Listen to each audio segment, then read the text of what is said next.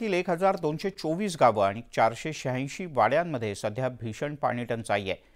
पिण्याच्या पाण्याची समस्या मार्गी लावण्यासाठी जिल्हा प्रशासनाने टँकरच्या माध्यमातून पाणी पुरवठा सुरू केलाय। सद्यस्थितीत मराठवाड्यातील टँकरची संख्या ही 1758 च्या वर आहे। सर्वाधिक टँकर हे छत्रपती संभाजीनगर जिल्ह्यात आहेत, त्यामुळे मराठवाड्याला आता टँकर वाड्याचं रूप आल्याचं चित्र दिसतंय।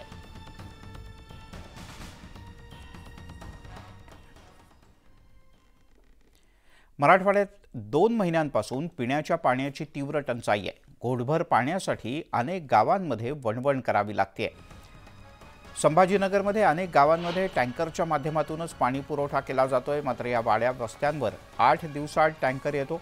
प्रत्येक घराला 1 ड्रम पाणी दिलं जातं आणि ते पाणी 1 दिवस सुद्धा पुरत नाही, अशी विदारक स्थिती आहे।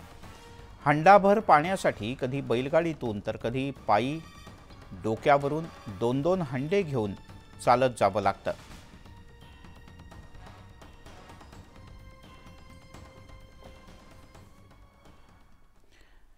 मराठवाड्यातल्या एकूण 824 लघु आणि मध्यम प्रकल्पांपैकी 144 प्रकल्प हे पूर्णपणे कोरडे ठाक पडले आहेत, तर दुसरीकडे भूजल पातळी सुद्धा कमालीची घटली आहे।